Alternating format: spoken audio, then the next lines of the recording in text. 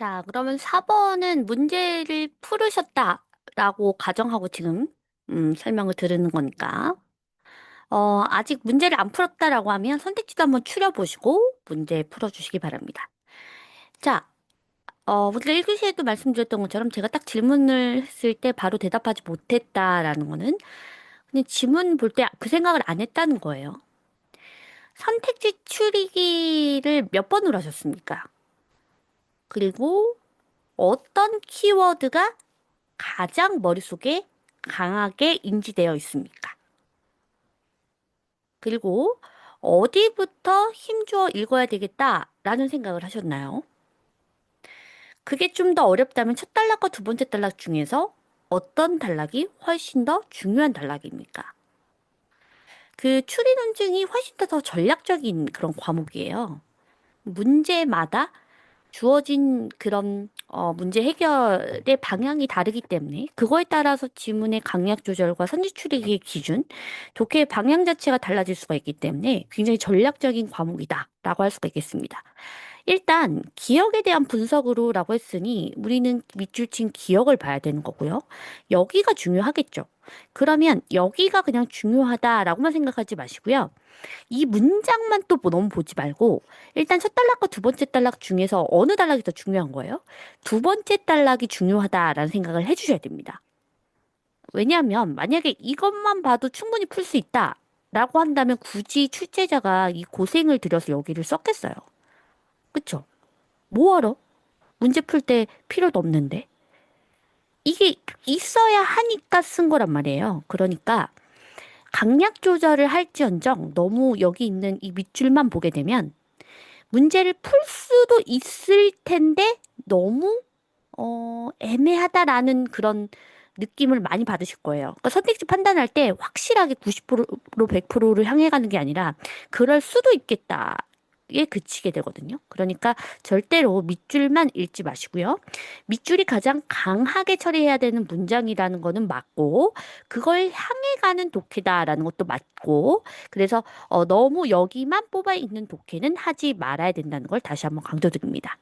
자, 그 다음에 선택지를 추리인다라고 했을 때 여기에서 만약에 있는 이 밑줄을 한번 볼게요. 일단 지구 최초의 육상 식물은 지구를 차츰 냉각시켜서 결국 빙하기가 시작되는데 중요한 역할을 담당했다. 이렇게 얘기를 해주고 있습니다. 중요한 역할을 담당했던 대상이 누구라는 거예요? 지구 최초의 육상 식물이죠. 그럼 안 궁금해요? 육상 식물 뭐? 그쵸? 그럼 이거에 대한 구체화가 답이겠죠. 답이 되는 선택지 몇 번입니까? 여기. 아직 모르니까 만약에 지문 안 읽었다 치면 해조류나 이끼가 훨씬 더 구체화죠. 그러니까 3번, 4번 선택지가 매력적인데 글을 읽으셨다면 4번으로 바로 갈 수 있겠죠. 자, 그럼 지문으로 한번 가보도록 하겠습니다. 첫 번째 단락을 읽을 때는 약하게 처리를 해야 되겠다라고 했으니까 눈으로 읽으면서 가장 강조하는 걸 찾는데요. 그 가장 강조하는 것을 찾겠다. 이건 이꼴 여러 가지 독해 원리 중에 뭐가 있죠? 반복과 의도적 강조가 있습니다. 근데 하나의 단락을 통으로 읽으면서 뭐가 반복되는 키워드가 있나? 요것만 한번 질문해서 첫 단락을 읽어보세요. 그러면 조금 더 강조점이 빠르게 보이면서 강약 조절도 수월하실 겁니다. 일단 우리는 이미 여기를 읽었어요. 근데 저는 그것도 강조드리고 싶어요. 밑줄을 먼저 읽고 그 다음에 지문 독해에 들어갔어요 할 때 학생들의 수준 차이가 엄청나더라. 밑줄을 딱 읽긴 읽었는데 머릿속에 하나도 안 남는 친구들이 있어요. 여기에서는 두 가지 의미를 정확하게 가져가야 되겠죠. 지구가 차츰 냉각되면서 빙하기가 되더라. 냉각되더라. 좀 더 그 온도가 낮아지는데, 근데 결정적인 역할을 한 거. 두 번째, 누구라고요? 최초의 육상식물이더라. 그러면 그 정보를 가지고 첫 단락에 가는 사람이랑 아무 생각 없이 그냥 밑줄이 중요하네 눈으로 훅 읽고 넘어가는 사람이랑 사전 정보를 던져줄 때 가지고 가는 것, 생각하는 것에 차이가 있을 수밖에 없겠죠.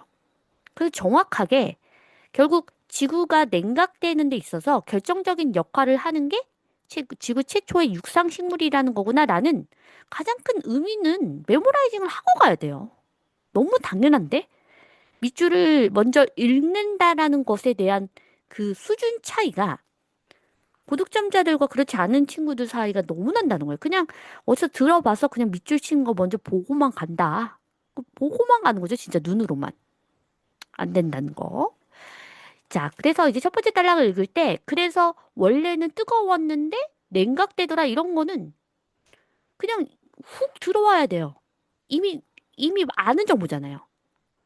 근데 뭐가 반복됩니까? 충분한 양의 이산화탄소가 있었음에도 불구하고 이렇게 나오죠. 그래서 이산화탄소 농도에 대한 이야기가 반복을 통해서 강조되고 있습니다.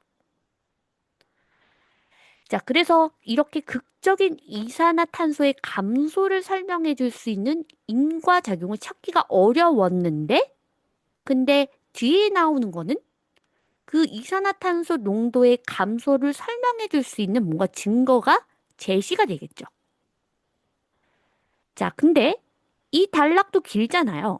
그리고 밑줄을 향해 가는 거니까 하나만 있지 않고 여러 가지 원인들을 제시할 가능성이 커요. 왜냐면 이렇게 나와 있죠. 가장 유력한 이론은 이렇게. 그러니까 여러 가지 원인들에 대한 이론들이 있었다라는 거예요. 많은 양의 광물이 풍화 과정에서 흡수했다라는 것.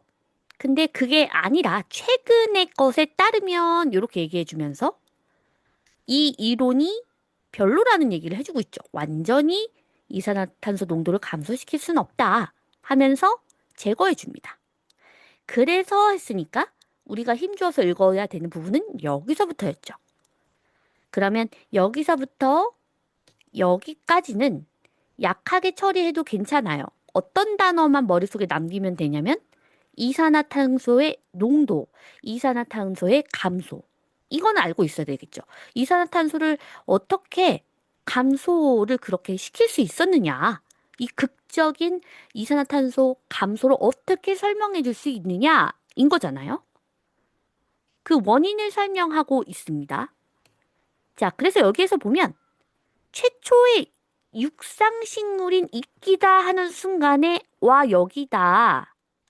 최초의 육상식물이 뭔지 설명해주고 있죠. 그럼 저는 이 이끼라는 단어가 엄청 강하게 들어오는 거예요. 자, 그럼 이 이끼가 결과적으로 극적인 이산화탄소의 감소를 설명해 줄 수 있다는 거죠.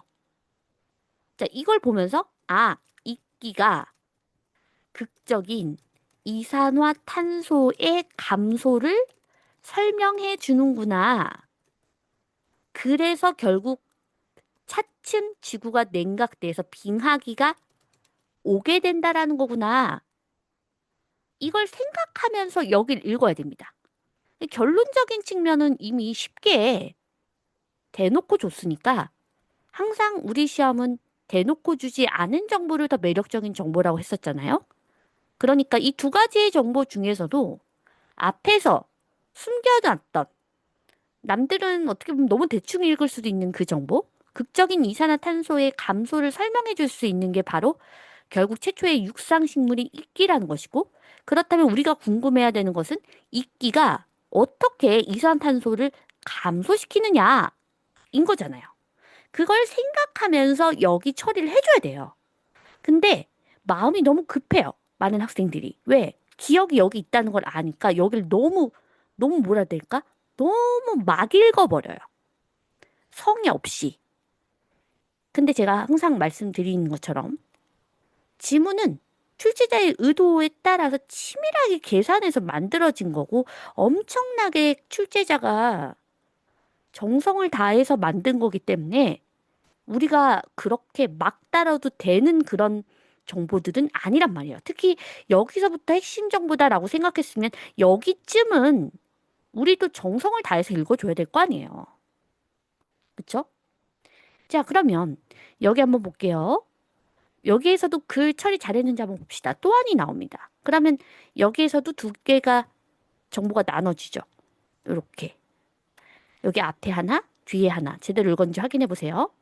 자, 일단 이 이끼가 유기산을 분비하여서 암석으로부터 막대한 양의 칼슘과 마그네슘을 분리했고 그것들이 대기 중에 이산화탄소와 결합을 하여서 엄청난 양의 석회암이 만들어졌대요.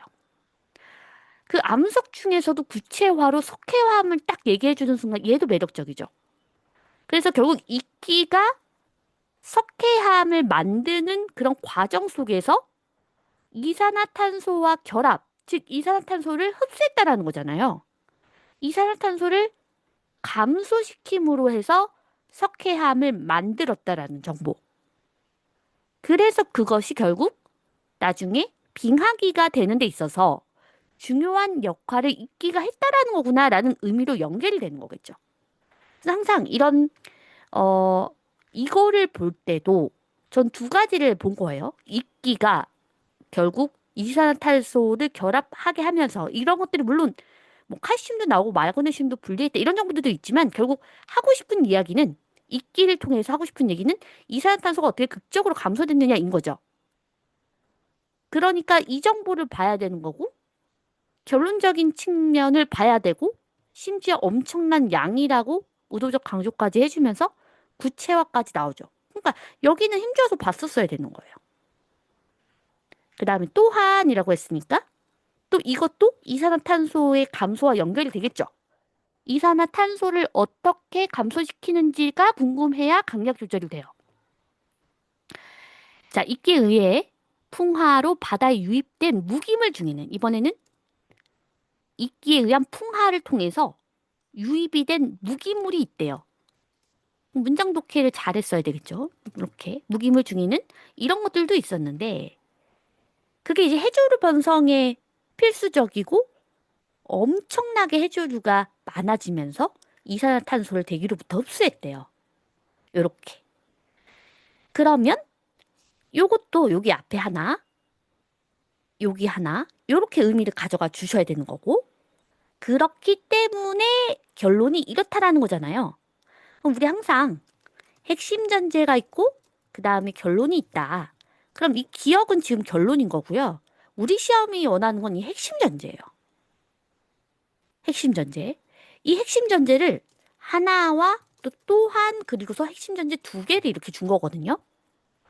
그러면 우리 시험은 그냥 가까운 예를 가지고 답을 낼까요? 숨겨진 예를 가지고 낼까요? 숨겨진 예를 가지고 내겠죠. 왜냐하면 의도적으로 여기가 밑줄을 쳐져 있는데 여기 근방은 여러분들이 어쨌든 읽을 거 아니에요. 아무 생각 없어도. 그걸 다 알죠. 여기는 그냥 읽을 거 아니에요. 근데 얘는 대충 읽을 거 아니에요. 그러니까 여기서 답을 내겠죠. 그렇죠? 그래서 일단 여기서부터 시작이구나 알았으면 여기서부터는 정확하게 읽어야 되겠다라는 생각을 해줘야 되는 거고 그리고 제가 여기에서 또한을 통해서 강하게 이 부분을 쪼갠 이유가 있어요. 지금 이 또한을 중심으로 제가 이렇게 두 개를 나눴잖아요. 그럼 보면 저는 이게 하나의 단락, 이게 하나의 단락처럼 보시면 강약 조절이 좀 수월해져요. 무슨 얘기냐면 자 여기서부터 여기까지가 하나죠. 또 여기서부터 여기까지가 하나입니다. 그러면 이게 하나의 단락이라고 하면 항상 단락의 마지막이 중요하다고 그랬잖아요. 그러면 이 새로운 의미, 범주로 쪼개지는 이 부분의 바로 뒤에가 중요한 문장들이에요. 여기. 요렇게. 그래서 여기에 구조를 알고 접근하면 여기가 굉장히 많은 정보들로 구성이 되어 있고 조금 구체화되어 있는 정보라는 거를 알고 있다고 하더라도 읽을 때 강약 조절이 조금 수월해지겠죠. 뒤를 향해 가자. 뒤로 향해 가자. 요렇게. 그리고 또 앞에를 아예 안 읽으면 안 됐던 이유는 아까 제가 얘기했던 것처럼 첫 번째 단락에서 이산화탄소의 극적인 감소를 설명해 줄 수 있어야지 된다고 했잖아요. 그게 도대체 뭐냐 했더니 최초의 육상식물인 이끼인 거고 이 이끼를 통해서 어떻게 이산화탄소가 감소되느냐라는 걸 생각을 하면서 봐야 여기 부분이 보이겠죠. 이산화탄소와 결합을 함으로써 이산화탄소가 극적으로 감소가 되었고 그걸 통해서 결과적으로 석회암도 만들어졌다는 얘기고요. 그것뿐만 아니라 해조류가 많이 번성을 하게 되어서 많은 양의 이산화탄소를 흡수했다. 이산화탄소가 또 역시 감소가 된 것이죠. 요렇게. 그러니까 첫 단락에서부터 쭉 연결되는 정보들인 것이기 때문에 물론 이제 강약 조절할 때 여기가 제일 중요하고 그리고 첫 단락보다는 두 번째 단락, 두 번째 단락 안에서도 이것과 관련된 여기가 가장 중요하고 이지만 그렇다고 하더라도 이들을 우리가 강약 조절하는 데 있어서의 기준점은 첫 번째 단락에 있단 말이에요. 그래서 뭐가 중요하지? 무엇을 반복하지? 무엇을 강조하지? 해서 반복되는 키워드, 강조점이라도 반드시 가져가야지만 그 다음 단락의 강약 조절과도 연결 지을 수 있다라는 것을 꼭 기억해 주시기 바랍니다. 자, 그래서 이제 선택지를 한번 보도록 하겠습니다. 지금 선택지 이렇게 보면 제가 이제 보면 왜 얘가 굉장히 매력적인 선택지인지 눈에 확 들어오시죠? 그래서 저는 이 있기 때문에도 그렇고 석회암도 그렇고 이미 힘줘서 읽었던 부분이에요. 그래서 해조류도 중요하지만 해조류랑 그다음에 석회암 중에서 뭐가 더 중요하냐라고 한다면 저는 석회암인 거죠. 이유는 아까 말씀을 해드렸죠. 여긴 해조류고 여기가 석회암이다라고 한다면 여기가 더 훨씬 더 매력적인 거예요.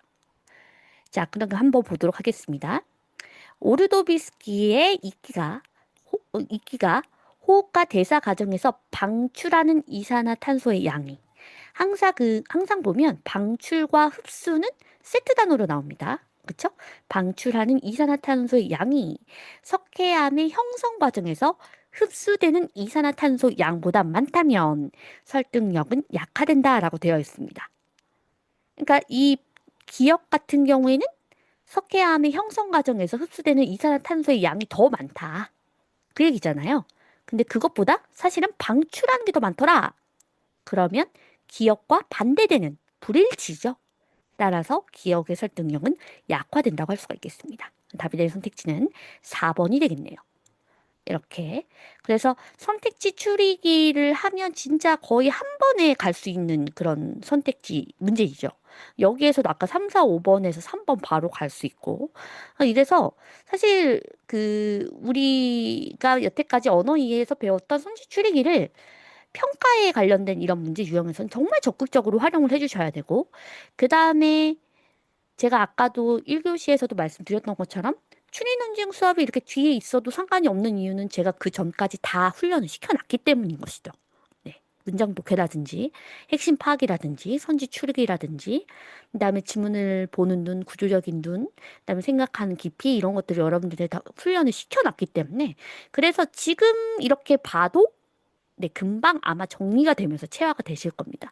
그래서 우리 수업을 들으실 때는 그렇게 막 너무 부담스럽게 생각하지 말되 그래도 꾸준히 올라오는 이 강의를 들으시면서 기출 봤던 거지만 접근 방법들 다시 한번 생각해보고 그 주에 만약에 내가 추리논증 관련된 모의고사를 본다고 하면 이 평가와 관련된 문제 유형에서도 한번 선택지도 추려보고 지문 독해하는데 지금의 기출 포인트를 정리해 주시면 좋을 것 같아요. 어쨌든 기출은 다시 볼 건데 그걸 저랑 같이 본다. 문제 유형별로 이렇게 생각하시면 좋을 것 같습니다.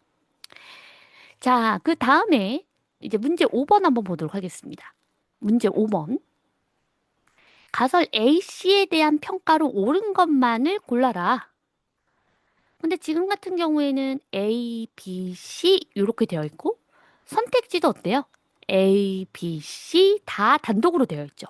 하나라도 B와 C 이렇게 연결되어 있으면 일단 지문 다 읽고 A, B, C 끝까지 읽고 확인하세요. 이렇게 얘기를 할 텐데 만약에 나는 그냥 단독으로 하고 싶다라고 하면 이런 문제는 괜찮습니다. 하지만 저는 항상 원칙적으로 세 개를 어느 정도 보고 갑니다. 네. 그래야 비교를 해야 이들 각각의 의미가 더 정확하게 들어오기 때문에 A 읽고 기억 판단하고 B 읽고 니은 판단하고 이렇게 가게 되면 오히려 B와 C가 얘기하고자 하는 포인트가 안 보일 수 있어요. 왜냐하면 비교 포인트가 곧 이들의 핵심적인 내용인데 얘를 읽고 얘 판단하는 동안 B를 다시 가면 얘네 두 개 비교 포인트 잡는 게 더 수월하지 않을 수가 있거든요. 그래서 저는 원칙적으로는 요렇게 세 개를 연결하면서 읽어라. 그래서 비교 포인트를 찾으면서 애초에 지문 자체를 정확하게 읽어야 오히려 B와 C가 얘기하는 바가 훨씬 더 분명하게 들어온다. 라는 것을 강조드리고 싶습니다. 자, 일단 어렵진 않죠. A 한번 보시면 기온과 공격성의 관계에 대해서 얘기를 해주고 있습니다. 그럼 이렇게 이거에 대해서 얘기해주고 있네. 근데 사실 이제는 눈치가 빠르면 그냥 읽지 않고 그냥 훑어만 봐도 B에도 기온과 공격성의 관계, 그 다음에 기온과 공격 간의 관계 이렇게 나오고 있잖아요. 그래서 이 소재가 이거구나. 기온하고 공격성의 관계가 어떤 건지에 대해서 얘기를 해주고 있구나. 이렇게 먼저 잡고 들어가 주시면 좋을 것 같고 정의 상관관계가 있대요. 그럼 뭐 하는 얘기 다 한 거죠. 기온이 높아지면 공격적인 행동이 증가한다고 했는데 그럼 B와 C는 A와 다르게 어떻게 진술하고 있는지를 비교하면서 A를 중심에 놓고 비교하면서 읽어주시면 되겠습니다. 정의 상관관계가 아니라 역유자 형태를 나타난대요. 무슨 말이지? 하면 그게 뒤에 문장이 나오겠죠. 집단과 개인의 공격성은 매우 덥거나 추울 때보다도 중간 정도의 기온에서 두드러진다. 그러니까 중간 정도의 기온에서 공격성이 더 두드러진대요. 아까 A의 경우에는 기온이 높아지면, 그러니까 아주 더우면 제일 공격성이 심하다는 거잖아요. 근데 오히려 B의 경우에는 너무 더우면, 너무 더운 그런 상황보단 약간의 경우, 좀 애매하긴 하죠. 그런 경우에 그와 같은 공격성이 두드러지더라라고 얘기해주고 있습니다. 중간 정도라는 말이 애매하기 때문에 뭐뭐보다를 통해서 기준을 준 겁니다. 매우 덥거나 매우 추운 상황은 아니라는 것이죠. 그거와 비교했을 때 덥거나 그거에 비해서 좀 덜 춥거나 해야 된다는 얘기죠. 자, 그 다음에 C 한번 보도록 하겠습니다. 유의미한 관계 자체는 받아들이는데 그렇다고 해서 직접적으로 기온이 공격 행동을 유발한다고 볼 수는 없대요. 그러니까 의미 자체가 유의미한 관계, 관련성은 있어. 그렇다고 해서 직접적으로 기온이 공격 행동을 유발한다고 볼 수는 없어. 라고 얘기를 해주고 있고, 그럼 그게 아니면 뭐냐? 라고 봤더니, 공격 행동의 기회라는 거예요. 그러니까 기온과 공격성의 관계는 단지 공격 행동의 기회가, 포인트는 기회죠. 기온에 따라 달라지기 때문에 나타나는 것이다. 이 얘기는 이제 기온에 따라서 기회가 달라진다. 어떤 기온에 따라서 공격 행동의 기회가 많아지면 그러면 공격성이 두드러진다. 이 얘기죠. 자, 그 얘기를 이렇게 정리를 한 다음에 내려가는데 일단 보시면 기억부터 한번 순서대로 볼게요. 무더운 여름날 하면서 아주 정확한 기준점을 줍니다. 덥다라는 게 어떤 거냐 했을 때 섭씨 30도가 넘는데요. 근데 이거 너무 재밌긴 하죠. 신호등이 주행 신호로 바뀌어서 계속 정지해 있는 차량이 있을 때 운전자들이 신경질적으로 경적을 누르는 횟수와 경적을 계속 누르고 있는 시간이 증가했고 이런 행동은 에어컨이 없는 차량의 운전자들에게서 특히 강하게 나타났다. 그러니까 더울 때 사람들이 좀 공격성이 있다. 이런 얘기고. 근데 그거보다 더 더우면 더 더울수록 더 강하게 나타났다. 이 얘기잖아요. 그러니까 정의 상관관계가 있고 기온이 높아지면 공격적인 행동이 증가한다. 에어컨이 없는 상황이 극한 더운 상황이다라는 것을 얘기해 주는 것이죠. 네. 상상해 보세요, 여러분들. 30도가 넘는데 에어컨이 없는 차라니. 생각해 보면 여러분들 에어컨 없는 차 타본 적 있어요? 없죠. 여러분들 어린 시절에 갑자기 궁금해졌습니다. 옛날에는 차에 에어컨이 없었어요. 그래서 제가 이제 저희 아버지가 제가 어릴 때 이제 차가 요새는 차가 없는 집이 없는데 예전에는 차가 있는 집이 드물었거든요. 근데 그 아빠가 처음으로 차를 샀을 때 거기에 막 에어컨 있고 막 했을 때 막 너무 신기했던. 그런 기억이 나고 예전엔 택시에서도 막 에어컨도 잘 안 틀어주고 그랬었어요. 갑자기 생각이 났습니다. 에어컨이 없는 차량이 운전자라니. 네. 자, 그래서 이거는 A의 의미와 일치하기 때문에 강화한다. 맞는 선택지죠. 그러면 그걸 가지고 보면 1번, 그 다음에 3번, 그 다음에 5번이 올바른 선택지가 되고 그냥 아무 생각 없이 니은으로 가지 말고요. 일단 뭐를 먼저 보면 유리할까요? 디귿이 공통적으로 있으니까 디귿을 먼저 봐서 디귿이 아니면 정답이 기억일 거 아니에요. 그래서 저라면 디귿을 볼 것 같습니다. 자, 봤더니 한여름에 같은 심야 시간일지라도 유흥가가 한적해지는 주중보다 북적거리는 주말에 폭력 범죄가 훨씬 더 많이 발생한다라는 사실은 그래서 제가 쉽더라도 기준을 제대로 잡고 와야 된다는 게 그러니까 유흥가가 한적해진다. 한적해지는 주중과 지금 북적거리는 주말이라는 건데 이게 도대체 뭘 의미하냐? 라는 것이 시를 봤을 때 기회라는 단어를 생각하면서 안 오게 되면 뭔 말이야? 이렇게 갈 수가 있거든요. 한여름이라고 하더라도 그러니까 똑같이 덥다고 하더라도 그러니까 관계는 있을 수 있지만 그게 직접적인 건 아니란 얘기고요. 그 다음에 한적해지는 것보다 북적거리면 더 공격의 기회가 많겠죠. 그쵸? 그러면 공격의 기회가 많으니까 주말에 그래서 폭력 범죄가 더 많더라. 그러면 C랑 같은 입장인 것이고 일치하는 거니까 약화가 아니라 강화한다. 이렇게 되어야 되겠죠. 디귿이 틀렸습니다. 그러면 남는 선택지 1번이 정답이라고 할 수가 있겠습니다. 자, 물론 이제 문제풀이 할 때 니은 안 건드리겠지만 니은도 중요합니다. 보시면 한여름 낮 시간에 실내 온도가 섭씨 30도 이상이에요. 아까 이미 기억에서 30도가 넘으면 굉장히 무더운 상황이다라고 했었고 그것보다 더 최악은 그럼에도 불구하고 에어컨이 없는 걸 얘기해주고 있었죠. 그래서 또 냉방장치 얘기가 나옵니다. 냉방장치가 없는 장소보다 그럼 이게 제일 더운 상황인 거잖아요. 매우 더운 상황. 냉방장치가 가동되는 장소에서 매우 더운 데가 아니라 그거보다 덜 더운데도 폭력 범죄가 더 많이 발생한대요. 그러면 B랑 같은 입장인 것이죠.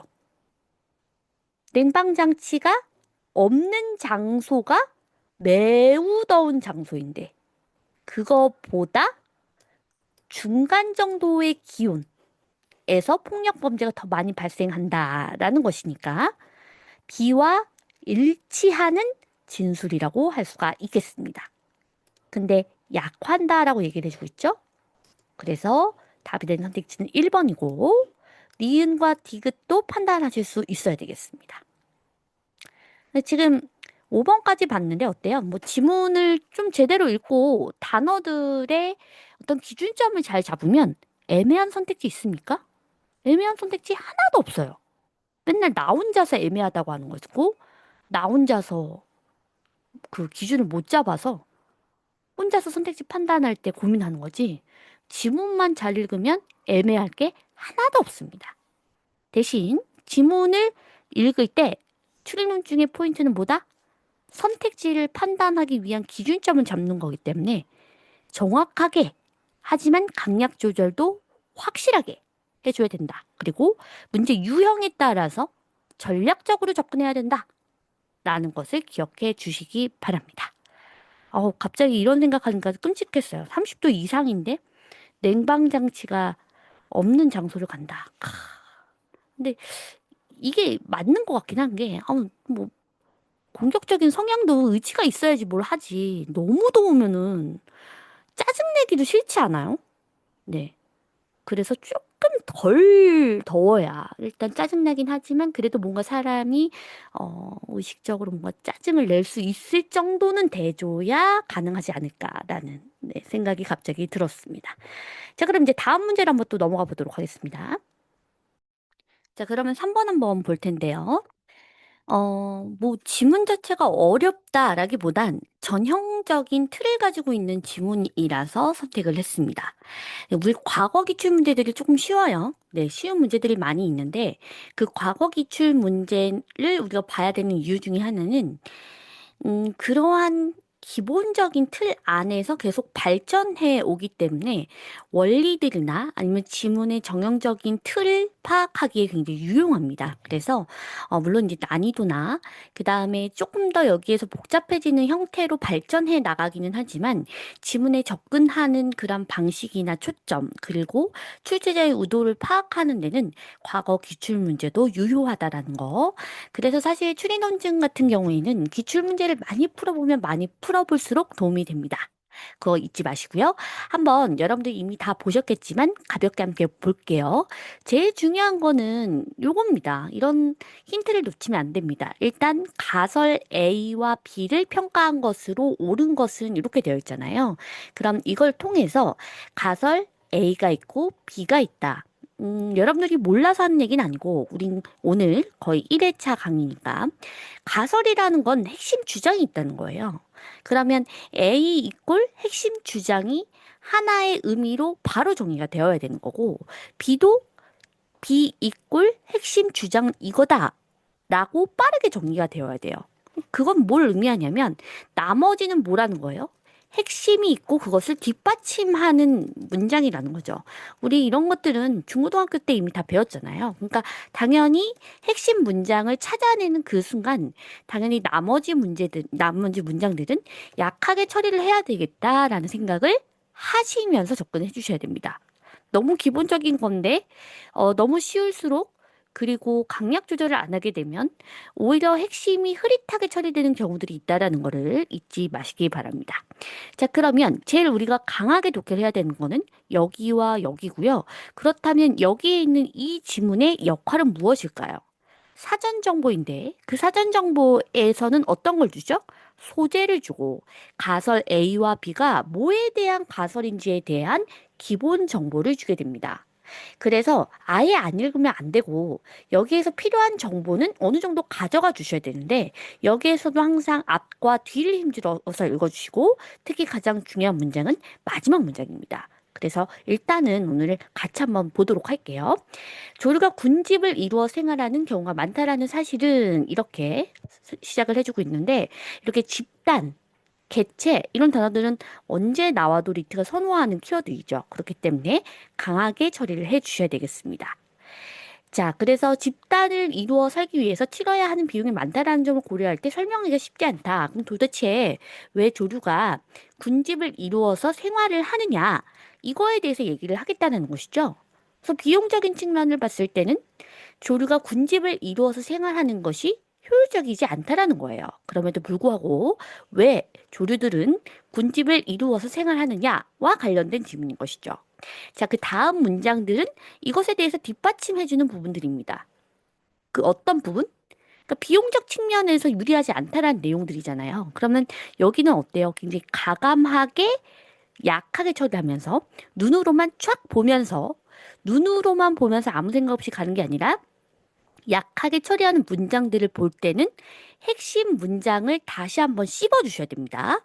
그러니까 간혹 어떤 친구들은 이게 별로 안 중요한 내용이네 하면서 그냥 아무 생각 없이 가게 되면 이 중요한 문장을 또 들어갔을 때 우리가 핵심이라고 강하게 처리했던 이 의미와 중요한 문장에 대한 연결이 안 되기도 하거든요. 그래서 첫 번째 문장에서 이게 강하게 처리해야 되는 문장이고 얘는 이걸 뒷받침하네라는 파악이 들었다면 이걸 약하게 처리하는 동안, 눈으로 처리하는 동안 머릿속에서는 비용적 측면에 따라서는 별로 효율적이지 않은데도 불구하고 군집을 이루어서 생활을 하는 경우가 있다라는 거고 그거에 대한 이유, 도대체 왜 군집을 이루어 생활하느냐에 대해서 A와 B가 각각 이유를 들어서 설명하겠구나, 라는 생각을 해주시면서 독해를 해주셔야 되겠죠.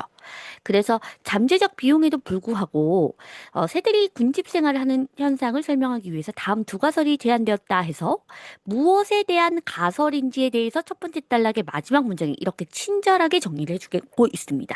보통 첫 번째 문장에서 소재, 그리고 이 가설들이 무엇에 대한 어떤 논점에 대한 가설인지에 대해 첫 번째 단락의 마지막 문장, 우리가 항상 강하게 처리하듯이 여기를 힘주어서 읽어주면서 그걸 기준으로 A와 B를 독해해 주시면 되겠습니다. 그러니까 잠재적 비용이 있긴 있다는 거예요.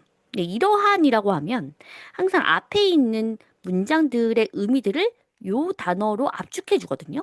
그러면 앞에 있는 두 문장이 잠재적 비용이 있다라는 것을 얘기했다라는 뜻이에요. 그래서 잠재적인 비용이 있는데도 불구하고, 그래서 치러야 하는 비용이 있는데도 불구하고 새들은 군집 생활을 하더라. 그럼 왜 그렇게 이러한 비용적 측면에도 문제가 있음에도 불구하고 군집 생활을 하는지에 대해서 A와 B가 각각 자신의 의견을 제시를 하겠죠.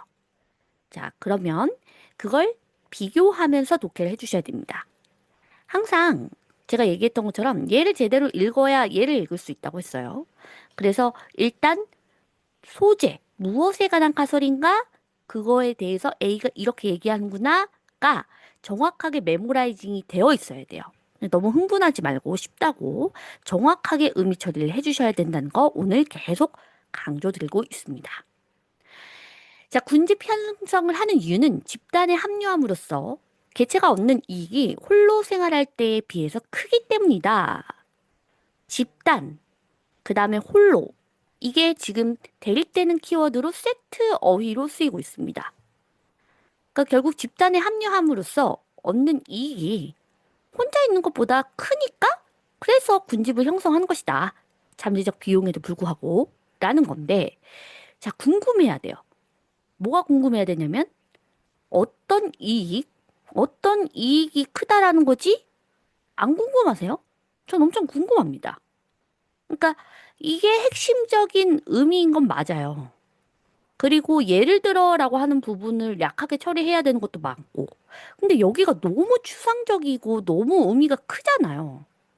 개체가 얻는 이익이 도대체 뭐길래 집단 내에 합류함으로써 얻는 이익이 도대체 뭐길래 홀로 있는 것보다 더 낫다라는 거지? 도대체 그게 뭐지?가 안 궁금하세요? 저는 궁금합니다. 그래서 여기를 약하게 처리해야 되는 건 맞는데, 아, 이런 게 집단에 합류했을 때 얻을 수 있는 그런 이익이라는 거구나? 방향은 잡아줘야죠.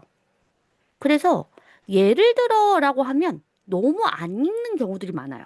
하지만 의외로 우리가 선택지를 판단하는 기준은 구체화를 해주는 예시 파트에 있다는 걸 잊지 마셔야 되겠습니다. 이거는 우리 언어 이해에도 연결되는 포인트였는데 언어 이해에서도 일반화의 구체화, 구체화되는 것, 그러니까 중요한 의미를 구체화하면 그 구체화된 대상을 언급한 선택지 그 자체가 답이 되는 경우들이 꽤나 있었잖아요. 그러니까 결국에는 구체화된 정보를 약하게 처리하는 것은 맞으나 그게 선지화될 수 있다라는 생각을 놓치면 안 된다는 얘기입니다. 근데 우리는 간혹 예시는 너무 세부적인 정보야. 여기는 빨리 처리해야 돼. 해서 여기 있는 두 문장을 그냥 안 읽어버리는 케이스들이 많다라는 거죠. 하지만 아까 제가 말씀드렸던 것처럼 우리 출제자는 구체화된 정보들을 좋아하고 개체가 얻는 이익, 그게 도대체 뭐냐라는 걸 100% 알고 있어야 된다라는 건 아니지만 대충 이런 거다 정도는 알고 있어야 돼요. 그래야 나중에 선택지를 판단할 때 기준점을 찾게 되고 그 기준점을 다시 한번 여기 올라와서 확인하면서 명확한 판단을 하실 수가 있습니다. 어떤 이익이냐 했더니 포식자한테 이제 공동으로 대응하니까 잡아먹힐 위험, 그 다음에 먹이 찾는 거, 그런 환경에 대응하는 거 이런 정보를 보다 쉽게 얻을 수가 있대요. 그럼 이렇게 예시들을 구체화된 사례들을 나열하면 어떤 게 제일 중요할까요? 뒤에가 제일 중요하겠죠, 뒤에가. 그럼 마지막에 나열한 게 이거죠. 먹이를 찾거나 환경에 효율적으로 대응하기 위한 정보를 보다 쉽게 얻을 수 있다. 그래서 저는 이 문장 처리 잘했는지 한번 확인을 좀 해주셨으면 좋겠어요. 그러니까 너무 쉽다 보니까 아, 먹이 찾는 데 도움이 되나 보네. 환경 대응하는 거에 도움이 되나 보네 하고서 문장 독해를 잘못하게 되면 여기 사실 의미는 이거거든요. 정보를 쉽게 얻을 수 있다라는 장점. 이게 포인트예요. 그러니까 개체가 홀로 있을 때보단 집단에 있으면 내가 먹이를 찾는 것을 위한 정보를 보다 효율적으로 얻을 수 있다라는 거거든요. 그러니까 포인트는 여기 뒤에 있는데 의미를 너무 크게 읽다 보면 그냥 뽑아 읽다 보면 아, 그렇구나 하고 난 다 읽었네 하고 넘어가게 되면 나중에 선택지 판단할 때 계속 애매하다라는 생각을 혼자만 하고 있을 수가 있거든요.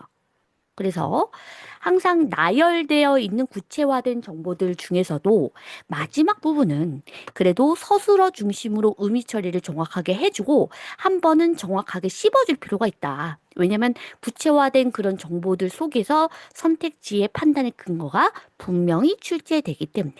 그렇지 않으면 너무 쉽잖아요. 그죠? 그 다음에 B도 마찬가지입니다. 이제는 B와 A가 좀 다른 얘기를 하겠죠? 어떤 이유냐라고 봤더니 단지 그런 이익 이런 측면이 아니라 모든 개체가 서식지와 배우자를 선택할 때 본능적으로 동일한 규칙을 적용하기 때문에 나타나는 부산물에 불과하다. 그럼 이것도 그냥 아무 생각 없이 동일한 규칙에다가만 동그라미 치고 내려오는 친구들이 있어요. 도대체 무슨 동일한 규칙이냐는 거예요. 아까도 개체가 얻는 이익이라고 하면 그 개체가 얻는 이익 뭐요? 그냥 다시 올라오지 뭐. 이런 생각을 좀 버리라니까요. 그러니까 그런 부산스러움을 줄여야 에너지를 우리가 아낄 수 있다고 했잖아요. 뭐 다시 올라와서 확인할 수는 있겠죠. 하지만 여러분들이 이걸 독해해서 의미 파악 못할 수준이냐고요. 그렇지 않다고요. 그렇죠? 그러면 궁금해야 돼요. 그리고 또 하나. 동일한 규칙에 물론 규칙이란 단어의 작은 따옴표로 강조해주고 있긴 합니다만 여기에서 제 정확하게 씹어야 되는 건 이겁니다. 언제를 얘기해요? 서식지와 배우자를 선택할 때. 자, 선택한다. 정보를 얻는다. 다 서술어죠. 서술어 힘줘서 읽어야 되는데 추리논증에서 실수하는 친구들의 굉장히 많은 친구들이 하는 실수 중에 하나가 빨리 읽어야 된다는 압박 때문에 뽑아 읽기를 하다 보면 문장에 뭐를 놓친다? 서술어를 놓칩니다. 그래서 서식지와 배우자 이것도 A와 B니까 두 개 다 가져가야 되고 더 중요한 게 뭐냐고 하면 배우자를 가져가 줘야 되겠죠? 근데 그냥 막 서식지, 그냥 동일한 규칙 이런 단어들만 그냥 뽑아 있는 거예요. 어떤 문제는 풀리겠죠? 네. 근데 그게 여러 문제들을 풀다 보면 반드시 오류가 생깁니다. 서식지와 배우자를 선택하는 그 과정에서 동일한 규칙을 적용하는 것인데, 근데 여기에서 A와 B니까 예를 드는 것도 두 가지로 나눠서 얘기해 주겠죠. 하나는 서식지를 선택하는 경우, 두 번째는 배우자를 선택하는 경우. 그래서 여기서는 서식지를 어떤 동일한 규칙을 가지고 선택하는지, 뒤에는 배우자를 어떤 기준을 가지고 선택하는지 그 규칙에 대해서 설명해 주고 있습니다. 그래서 저는 이 동일한 규칙도 너무 궁금해요. 너무 추상적이니까 좀 더 구체화해 줬으면 좋겠다. 그리고 서식지와 배우자 중에 뒤에 있는 게 더 중요하니까 얘에 해당되는 예시는 처리할 것 같아요. 그리고 이제 여러분들께서 이제 뭐 다 아시겠지만 A와 B 중에서 선지화하기에 매력적인 부분은 B죠. 그럼 B에서 답이 나올 가능성이 크단 말이에요. 그럼 물론 이제 우리가 비교를 하기 위해서 얘를 중심으로 B를 읽는 건 맞는데 생각할 때 B를 읽을 때는 B에서 답이 나올 수도 있겠구나라는 생각을 하면서 제발 봐주셨으면 좋겠어요. 음, 항상 그냥 읽지 말고 B를 읽을 때 조금 더 정성껏 읽지 않겠어요?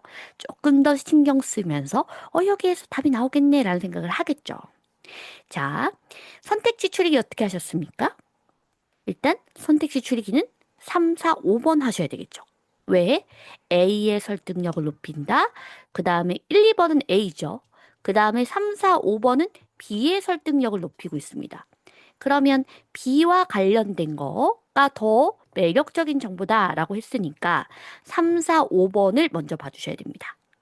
선택지는 3, 4, 5번. 자, 그리고 내가 B를 선택한 거잖아요. B에 대한 선택지를 판단하기 위해서 선택지를 볼 거잖아요. 그럼 선택지를 추리고 한 번만 더 생각해 주세요. 서식지와 배우자를 선택할 때, 그럴 때 동일한 규칙을 선택을 하는데, 특히 그 배우자는 어떤 거였어요? 좀 강하거나 새끼한테 헌신적인 수컷을 선호하는 그런 규칙을 적용하더라. 라는 거잖아요. 그래서 한 번만 더 상기를 하고 3번 선택지부터 판단해 주시면 훨씬 더 이런 구체적인 예시들이 나와 있는 그런 선택지에 대한 판단이 훨씬 더 명확하게, 클리어하게 진행이 될 수 있겠죠.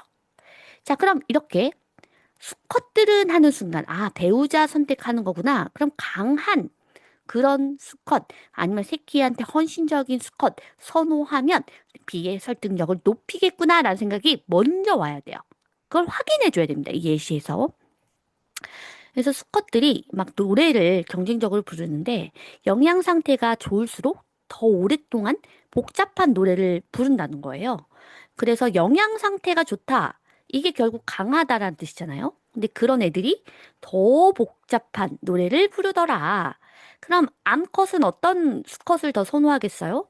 강한 수컷을 선호한다라고 했었으니까 여기를 읽을 때도 어느 정도 예측을 하면서 이 부분을 처리를 해주셔야 되겠죠. 대다수의 암컷들이 복잡한 노래를 길게 부른 수컷을 선호한다라는 사실은 비의 설득력을 높인다. 복잡한 노래를 길게 부른 수컷, 이게 결국 영양 상태가 좋은 것이고 또 강한 것을 의미하죠. 그러면 비의 예를 들어라고 되어 있는 이 부분과 연결이 되는 일치하는 그러한 선택지이기 때문에 비의 설득력을 높인다. 올바른 진술이라고 할 수가 있겠습니다. 지금 이렇게 보면 결국 답이 되는 선택지는 비에서 나왔다라는 거, 그리고 또 예시에 해당되는 부분에서 나왔다라는 거. 그거, 그 다음에 또 아까 서식지와 배우자 중에서는 뒤에 있는 배우자에서 나왔다라는 것. 그거를 일단 여러분들 강약 조절하는 거 선지 원리 정리를 좀 해주시고, 그리고 또 아까 제가 말씀드렸던 것처럼 이런 구체적인 예시들을 읽으려면 지문에서 이미 단단하게 쌓아온 상태에서 예시를 봐야 돼요. 그렇게 안 하고 예시를 가지고 거꾸로 이해하려고 하잖아요. 그러면 헷갈립니다. 왜냐면 나갈 수 있는 기준이 없는 상태에서 그냥 내가 끼워 맞추기를 할 가능성이 크거든요. 그래서 항상 이런 구체적인 예시에다가 적용을 해야 되는 그러한 경우일수록 보다 더 지문에서 판단의 기준 자체를 명확하게 잡고 나와 주셔야 된다는 거. 자, 그 다음에 또 다른 거 한번 보도록 하겠습니다. 자, 한번 5번 선택지 한번 볼게요. 5번 선택지. 이게 일단 3번 선택지가 정답이었고요. 5번 선택지도 한번 보도록 하겠습니다. 자, 1950년대 영국의 군집 생활을 하는 푸른 박새들 사이에 문간에 놓아둔 우유광 뚜껑에 구멍을 내고 크림을 마시는 새로운 행동이 순식간에 퍼졌다. 이거 판단이 바로 되셨나요? 이거는 무엇과 연결을 해야 되나요? A입니까? B입니까? 일단 이런 문제에서는 B라고 연결을 해놨지만 결국에는 A와 판단을 해야 되는, 그러니까 우리 범주와 속성의 바꿔치기가 나올 수 있다라는 거 생각을 하면서 봐야 되겠죠. 봤더니 여기에 이렇게 나옵니다. 문간에 놓아둔 우유병 뚜껑에 구멍을 내고 크림을 마시는 새로운 행동. 이게 뭡니까? 아까 우리 A가 생각이 나야 되겠죠? 먹이를 찾는 정보네요. 먹이를 찾는 그 정보를 보다 쉽게 얻을 수 있다라는 것과 연결이 되는 선택지입니다. 그리고 이런 새로운 행동이 순식간에 퍼졌다. 이 행동 자체, 그 정보 자체가 공유가 된 거잖아요. 순식간에 퍼졌다라는 건. 그래서 이 먹이를 찾거나 환경에 효율적으로 대응하기 위한 이런 정보를 보다 효율적으로 쉽게 얻을 수 있다라는 정보와 연결되는 선택지이기 때문에 B가 아니라 A의 설득력을 높인다라고 이야기를 해줘야 올바른 선택지가 될 수가 있겠죠. 그래서 아까 제가 말씀드렸던 것처럼 이렇게 예시와 관련된 부분들에서 뒤에 있는 부분들 굉장히 중요하다라는 거 다시 한번 강조드리고 조금 더 어렵게 나오면 나중에 알 수 없는 건 나오면 얘가 정답일 수도 있어요. 네, 그렇기 때문에 예시가 나오니까 너무 크게 처리해야 된다. 라고 잘못 생각하시면 안 되고, 예시를 약하게 처리를 하되 그래도 선지화가 될 수 있다라는 생각을 하면서 여러 가지의 예시들이 열거가 되면 마지막에 있는 거라도 서술어를 중심으로 정확하게 의미 처리를 하자라는 거는 잊지 마시기 바랍니다. 그래서 일단 이 문제에서는 지문을 읽는 방법, 그 다음에 강약 조절, 그 다음에 또 하나는 그 선택지를 추리는 방법, 그 다음에 선택지를 판단하기 위해서 기준점을 지문에서 명확하게 처리하고 나와야 된다는 걸 다시 한번 정리해 주시면 좋을 것 같습니다. 자, 그럼 이번에는 4번으로 또 한번 넘어가 보도록 하겠습니다. 자, 그러면 이번에는 이렇게 되어 있어요. 다음 글에 대한 평가로 옳은 것만을 보기 위해서 있는 대로 골라라 했고요. A와 B가 나오기 전에 이렇게 하나의 단락이 제시되고 있습니다. 제가 아까도 얘기했던 것처럼 이 첫 번째 단락, 그러니까 우리가 언어 이해로 따지면 첫 단락의 역할과 거의 동일합니다. 그만큼 굉장히 중요하다라는 뜻인데 많은 친구들이 이 단락을 거의 안 읽고 마음이 급하니까 A와 B로 넘어가거든요. 근데 항상 우리 모젤 중 하면 상위 정보가 있었죠. 상위 정보 중에서 비교, 특히 공통 전제 등이 있었는데 이런 것들이 언급되는 지점이 여기입니다. 그래서 일단 디귿 선택지에다가 별표 한번 해주시고 여기에 있는 이 단락이 무의미하다라고 그건 생각해 주셨다면 중요한 역할을 한다라는 거를 꼭 기억을 좀 해주셨으면 좋겠습니다. 아까 여기에서도 약하게 처리하는 것은 맞으나 여기에서 그냥 넘어가는 것이 아니라 이산화탄소 감소라는 중요한 포인트를 잡고 넘겨줘야 된다고 했었고요. 그리고 여기도 마찬가지로 A와 B가 결국 무엇에 관한 가설인지 어떠한 생각의 덩어리를 가지고 넘어가야 되는지 기준점을 제시를 해주고 있잖아요. 그래서 이와 같이 A와 B의 의견을 읽기 전에 해당되는 단락을 읽으면서 소재를 잡든지 아니면 공통 전제를 잡든지 특히 공통 전제가 나오면 그거는 거의 100% 선택지랑 연결된다라고 봐야 되거든요. 그래서 여기에 해당되는 단락이 너무 쉽고 그다음 문장의 수도 적고 그다음 별로 특별해 보일 것 없다고 하더라도 반드시 우리 언어 이해의 첫 번째 지문처럼 무엇에 관한 글인가 그리고 그 단락의 마지막 문장 특히 요 문장이죠. 이 문장 자체를 강하게 독해함으로써 A와 B의 독해의 기준점을 반드시 잡아주시면 좋을 것 같습니다. 자, 일단 여기 있는 첫 문장도 굉장히 중요했죠. 특정 학생이 공부를 잘할 것이라거나 못할 것이라는 교사의 기대와 그래서 사실 여기서부터 여기까지가 교사의 기대를 수식하고 있습니다. 그래서 교사의 기대라는 거를 힘줘서 읽어야 되고 그 학생의 실제 성적 간에는 유의미한 관계가 나타난다. 그래서 여기에도 문장 독해를 잘 해주셔야 돼요. 그러니까 이거는 그 기대와 그다음에 실제 성적 간의 관계가 있다라는 것이고 그거는 의미 있는 관계이다. 라는 것이죠. 자, 두 대상을 정확하게 잡아주셔야 되고, 여기를 그냥 너무 뭉뚱그려서 읽게 되면 기대라는 단어를 놓치겠죠. 그래서 기대하는 것과 실제 성적 간의 관계를 보니까 의미가 있더라. 그리고 A와 B는 그 관계를 설명하는 견해이다. 그러면 그 얘기는 무슨 얘기예요?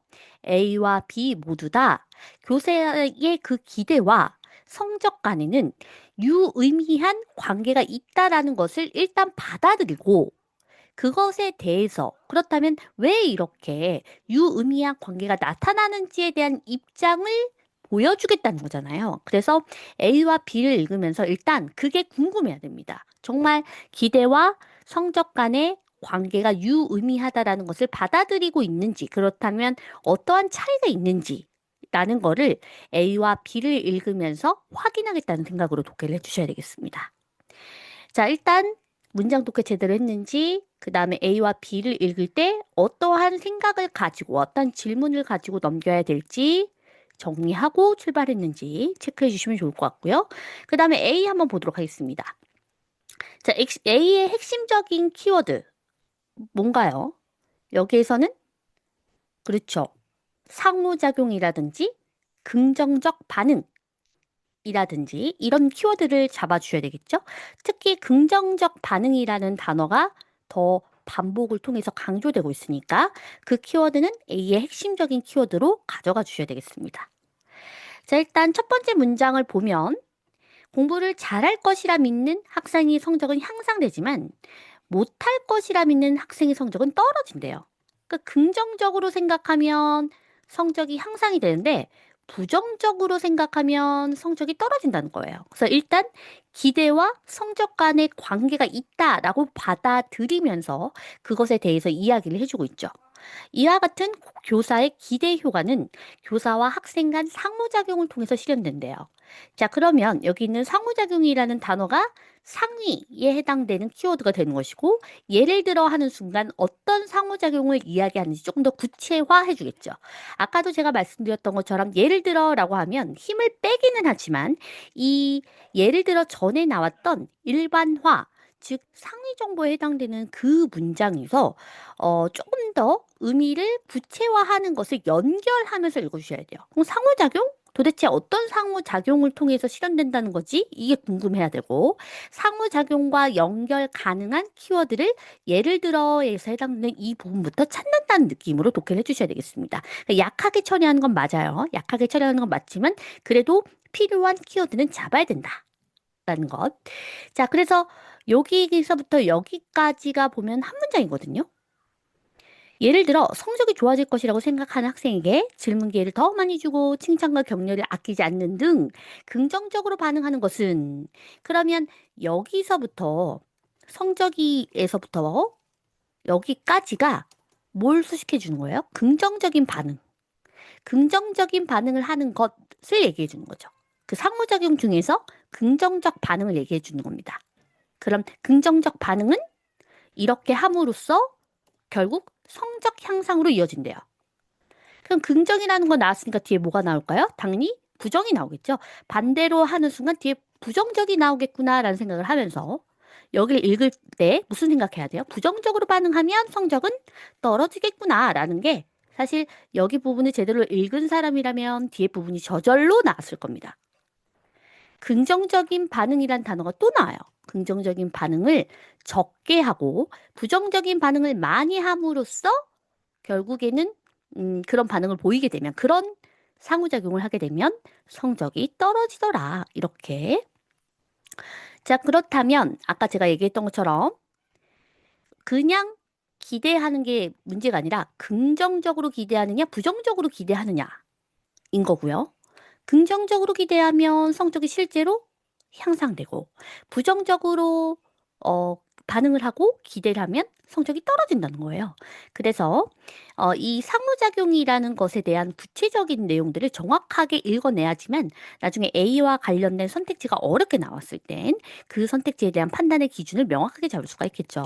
자, 그 다음에 긍정, 부정 이런 것들은 우리가 세트 단어라는 거 다 알고 있는데, 세트 단어가 생각보다 출론 중에서 더 잘 쓰여집니다. 예를 들어 해서 여기를 안 그래도 크게 읽었지만, 그럼 여기보다 이 부분을 훨씬 더 빨리 읽혔어야 되거든요. 네. 그래서 여기가 약하게인데, 그 중에서도 여기 반대로 부분은 이 긍정적인 부분에서 이미 읽혔으니까 거의 그냥 수룩 읽혀도 의미 처리가 됐었어야 한다라는 거. 자, 그 다음에 B 한번 보도록 하겠습니다. 교사의 기대가 높은 학생의 성적이 높게 나타나는 것은 교사의 예측 능력이 뛰어나기 때문이다. 뭐뭐이기 때문이다라는 건 인과잖아요. 결국 A와 B의 그 견해의 차이는 기대와 성적 간의 관계가 있다라는 것은 받아들이지만 도대체 왜, 뭐 때문에 이런 유의미한 관계가 나타나는지에 대한 견해의 차이죠. 그러니까 도대체 왜 그러느냐? 인과관계의 차이인 거잖아요. 그래서 교사의 기대가 높은 학생의 성적이 높게 나타나는 것, 그거는 그냥 교사가 예측을 잘하기 때문이다. 뭐 긍정적이거나 부정적인 그런 상호 반응 이런 거 아니다. 라는 얘기입니다. 자, 그래서 교사는 특정 학생에 대한 정보나 상징적 상호작용을 통해서 학업에 대한 기대를 형성하는데, 그러니까 어쨌든 상호작용을 하기는 하는데, 그것 때문에 직접적으로라기보단 그게 이제 쌓이는 거죠. 그거에 기반을 둔 이러한 기대는 매우 예측력이 높다. 그래서 교육의 경험을 바탕으로 해서 예측력이 높기 때문에 그래서 교사의 기대가 높은 학생의 성적이 높게 나타나는 것이다. 교사의 기대 효과는 존재하지 않으며 교사의 기, 기대가 높은 학생의 성적이 높고 그 다음에 기대가 낮은 학생의 성적이 낮은 것은 이것까지는 일단 받아들이는 거죠. 근데 그거는 교사가 막 긍정적으로 반응하면서 기대를 했기 때문에가 아니라 그 지적 능력에 대한 교사가 정확한 예측을 하는 것일 뿐이다. 이렇게 얘기를 해주고 있습니다. 자, 그래서 존재하지 않으며 여기 잘 읽어주셔야 되는 게 이거는 A를 부정해 주는 것이죠. 자, 그러면 이걸 기준으로 해서 이제 선택지를 한번 보도록 하겠습니다. 기억부터 한번 볼게요. A에 대한 선택지예요. 그러면 A가 강화되려면 A랑 일치해야 됩니다. 그럼 A는 긍정적으로 반응 혹은 부정적으로 반응과 같은 교사와 학생 간의 상호작용을 통해서 공부를 잘할 것이다. 즉, 긍정적으로 믿으면 성적도 잘 향상된다. 라는 것이죠. 자, 한번 보도록 하겠습니다. 질병으로 휴직한 담임교사 후임으로 새로운 교사가 부임해옴에 따라 이전만큼 담임교사로부터 높은 기대와 관심을 받지 못하게 된 이게 포인트죠. 이건 뭐죠? 긍정적인 반응을 받지 못했다라는 뜻이죠. 긍정적 반응을 이전보다 받지 못함인 거죠. 그랬던 학생들의 성적이 크게 하락했다라고 한다면 긍정적인 반응이 아니라 부정적인 반응을 받은 거죠. 그래서 학생들의 성적이 하락했다라고 이야기를 하는 A의 입장과 일치하는 것이기 때문에 A는 강화된다라고 할 수가 있겠습니다.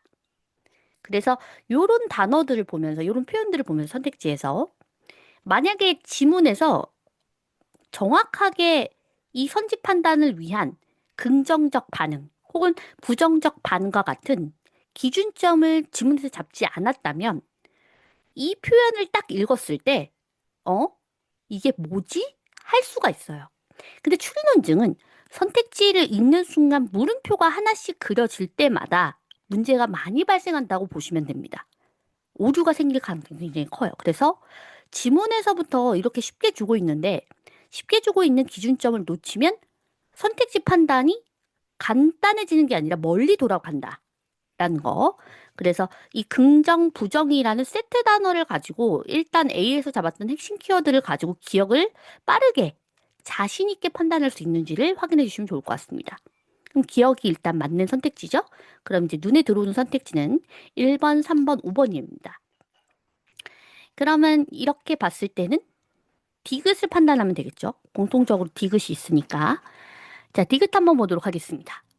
교사가 이제 A와 B에 대한 이야기예요. A와 B 모두에 대한 이야기고 교사가 학생들에 대해서 가지고 있는 기대치와 학생들의 실제 성적을 동일 시점에서 측정하여 비교하였을 때 기대치가 높은 학생들의 성적은 높았고 기대치가 낮은 학생들의 성적은 낮았다면 이라고 얘기를 해주고 있습니다. 아까 얘기했던 것처럼 이거는 받아들이고 있거든요. A와 B 모두 다 공통 존재예요. 첫 번째 단락에 해당되는 이 부분에서 이미 이것을 가지고 이 관계를 설명한다. 이 유의미한 그 관계에 대해서 설명한다고 얘기를 해주면서 B는 그거를 받아들이고는 있지만 그 관계 자체는 받아들이고 있지만 왜 그 관계가 발생하는지에 대한 원인, 이유에 대한 견해 차이를 보이는 것이죠. 그래서 B는 약화되는 게 아니라 둘 다 모두 다 이 부분은 받아들이고 있다라고 봐야 되겠습니다. 그래서 디귿 선택지는 틀렸다라고 볼 수가 있겠죠.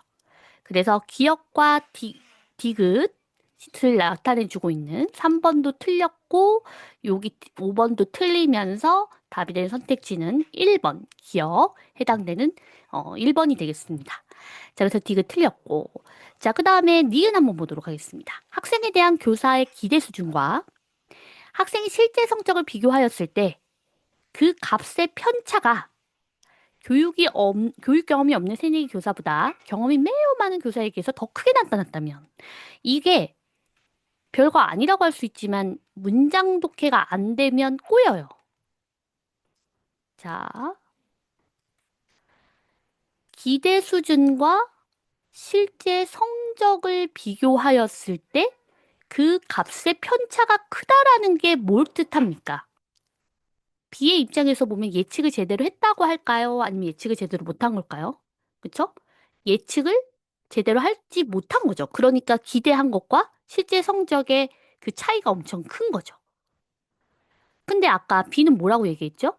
축적되어 있는 과거의 그런 경험들, 이런 것들에 대한 기대. 그래서 이게 축적된다라고 했었잖아요. 그래서 그것에 대해서 정확한 예측을 할 수 있다고 했는데, 경험이 매우 많은 교사가 그러한 정확한 예측을 하지 못한다라고 이야기를 해주고 있으니까 이것은 B와 일치하지 않는 방향인 것이고 B는 강화되지 않는다라고 할 수가 있겠습니다. 자, 그래서 답이 되는 선택지는 1번이 되겠네요. 자, 여기에서도 B에 대한 선택지이니까 아무 생각 없이 그냥 니은을 읽고 있는 게 아니라 B에 해당되는 중요한 키워드가 뭐였어요? 예측이었죠, 예측. 교사의 예측. 이 예측이라는 단어를 먼저 생각하고 여기를 봐줘야 돼요. 그래야 이걸 딱 끊었을 때 이건 정확한 예측을 한 거야, 그렇지 않은 거야, 이게 이끌어지는데 그렇지 않고 그냥 읽어버리면 이게 값이 편차가 크다는 게 무슨 말이야 해서 요 문장에 대한 의미 처리가 한 번에 안 되거든요. 그래서 기억과 니은 다시 한번 보셨을 때 이 표현을 보면서 바로 이렇게 번역할 수 있어야 되고 이것을 딱 보면서 아, 값의 편차가 더 크다라는 건 정확한 예측을 하지 못했다라는 거구나라고 바로 번역할 수 있으려면 A와 B에 대한 중요한 핵심 키워드들을 머릿속에 가지고서 그것을 기준으로 선택지를 끌어가야 돼요. 그러니까 아까도 제가 계속 강조를 드렸지만 이게 지문이고 이게 선택지면 여기에서 잡았던 키워드를 중심으로 얘를 읽어내려고 해야 되는데 이게 이 과정이 약하면 얘를 보고서 이게 어디지 하면서 이 사고 과정이 더 세게 되거든요. 이렇게 되면 문제가 되는 거예요. 이게 더 세야 돼요. 이 방향이. 사고의 힘이 이게 훨씬 더 세야 됩니다. 지문을 통해서 선택지를 보는 것. 그래야 선택지를 볼 때 굉장히 심플해진다는 걸 다시 한번 강조드리고 여기도 마찬가지죠. 이걸 봤을 때 아, 공통전제네. 결국 얘네 둘이 결국 이걸 받아들이기는 하는데 그 원인에 대한 근본적 차이구나라는 걸 지문 읽었을 때 먼저 생각한 사람은 이 디귿 선택지가 되게 심플해진다고요. 너무 당연해지고 그리고 예측 가능한 선택지가 되는 겁니다. 디귿은 너무너무 중요한 그러한 선택지니까 별표 한번 해주시고 이 추리논증에서 여러분들께서 꼭 기억하셔야 되는 건 오늘 1강에선 지문을 제대로 읽어라 제발입니다. 지문 쉽든 어렵든 지문은 어쨌든 읽으라고 준 겁니다. 성의껏 읽어주고 선택지 판단이 애매하다, 기준이 없다, 그리고 풀 때마다 내가 답을 다르게 낸다. 그 다음에 어떤 날은 되게 아무 생각 없었는데 어떤 날은 갑자기 고민한다라는 건 지문에서 기준점을 희미하게 잡았다는 거예요. 여기를. 지문부터 이 알맹이를 제대로 잡은 사람은 똑같은 문제를 풀 때마다 똑같은 방향으로 사고를 하게 되어 있거든요. 네, 그래서 선택지 판단의 거의 문제의 7, 80%는 지문에 있습니다. 너무 빠르게 읽거나 너무 효율적으로만 접근하려고 하지 말고 당분간은 내가 조금만 더 지문을 제대로 읽어보자 라는 의식만 해주면 더 좋을 것 같습니다. 자, 출입문증은 어떻게 보면 그간 우리가 언어 이해를 통해서 수업 시간에 배워왔던 것들의 종합판입니다. 조금 더 유연하고 조금 더 빠르고 효율적인 그런 접근. 완전 다른 시험 같지만 통하는 그런 부분들이 있어요. 그래서 우리가 배웠던 부분들이 굉장히 많이 연결되고 있으므로 여러분들께서 그간 저랑 해왔던 부분들 중에 활용하지 못했던 스킬들이나 원리들이 있다면 아, 이런 것들도 여기에 이렇게 적용할 수 있구나라는 것을 빨리 다시 한번 캐치해서 오늘부터라도 체화에 힘쓰시기 바랍니다. 자, 오늘도 고생 많으셨고 우리는 2강에서 뵙도록 하겠습니다. 감사합니다.